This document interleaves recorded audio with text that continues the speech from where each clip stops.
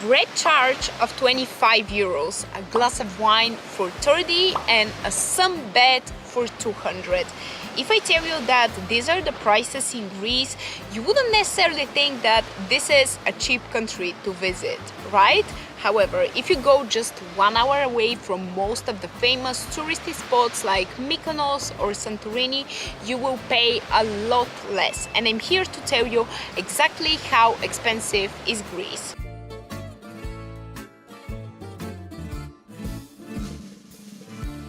Hi Curious Gang, it's your London friend Vasi. However, recently I'm more of your howkidiki friend Vasi because as you can see we are by the seaside, and if you want to see more videos from Greece or of course from other cool destinations, don't forget to hit the subscribe bell button down below. And let's start by looking at the prices of the flights. Of course, this really depends where you're coming from, but I know that most of you are from the UK and from the US. So from the UK, you can get round-trip flights for around 100 quid, which might not be exactly at the most convenient timing or at the best airports, but this is still possible.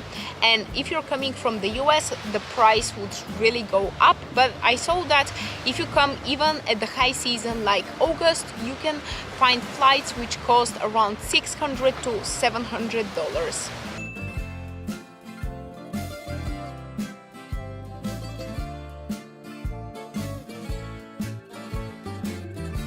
Now, the prices of accommodation really vary depending on your location, on the season, how many people you're traveling with, and if you're looking at very expensive luxury accommodation or not. But as a general rule of thumb, you can expect to pay around 60 to 70 euros per person per night, but only if you're splitting this with at least one more person. If you look at more like budget options, this can also really go down to like 30 to 40 quid.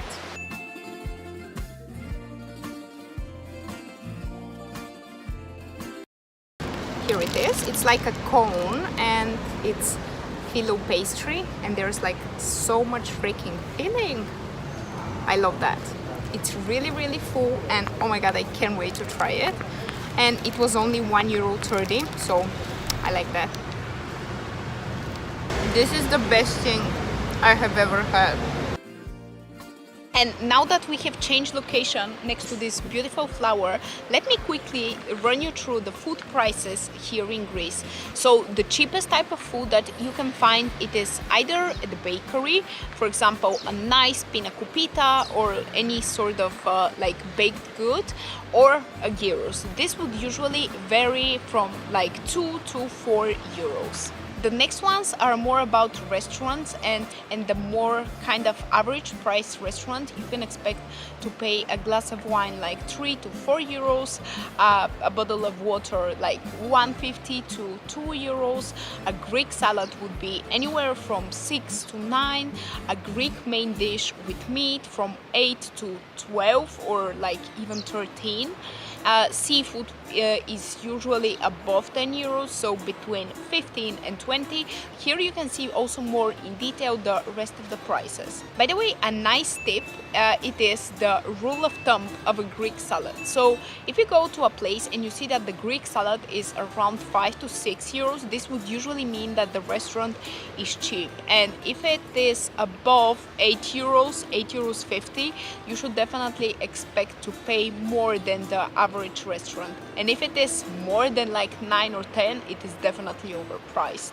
This is the Greek salad rule of thumb.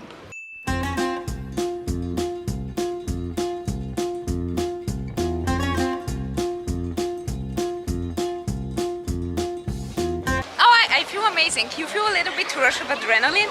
When I was on top, I was like, oh fuck, what, I actually end up on some part of the rock. But I mean, of course it was all great. All right. And the water is super clear.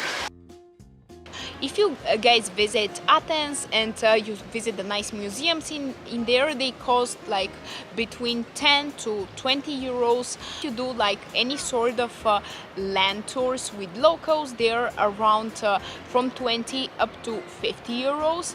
And the boat tours, which I really like, are usually around 30 to 35 and maybe like even 50 or 60 if it is for the whole day. And I actually really suggest you renting a boat, which is what we did, and we went to the Blue Lagoon. I will have this video linked in here because it was one of the best experiences that we ever did here in Greece. One cool activity which you can do, it is called island hopping. It is basically going from one island to the other, especially it is really famous in the Cyclades, but keep in mind that this activity can be quite pricey.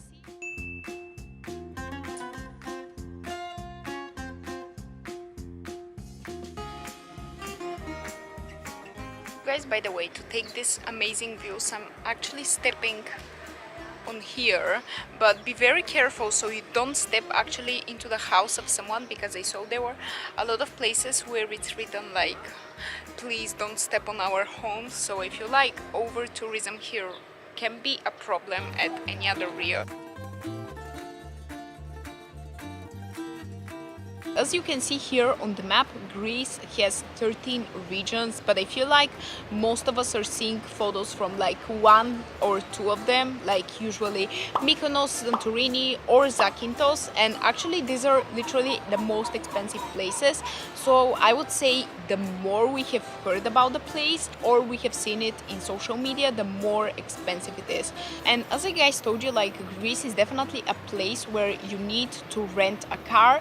But if you feel more comfortable, you can also rent a moped, because the cost, it is half than what you would pay for a car, but it is definitely more comfortable than actually using the public transport, which is not always the most reliable in here. Hello, Ben. Oh, hello, Curious Gang. I'm here just to say hi. And if you're young and you have the energy for this, another way of like saving money actually for a hotel for one night, it is to book the overnight ferries, and in this way you can both like travel. Yeah, Benny is not a big fan, but if I were alone I would definitely do this. The ferry cost, it is lower if you book it overnight. Another tip is, if you're visiting like Athens, Crete or another place with a lot of tourist attractions, it is definitely worth it buying a combined ticket, because really those have reduced prices. And my last tip for you, it is not to come to Greece in August or like end of July, I would say, because this is the time when most people come in here, so it will be crowded, but also prices are a lot higher than like in June, beginning of July or September. And I really hope you enjoyed this video, and I will see you in my next one. Love you all. Bye.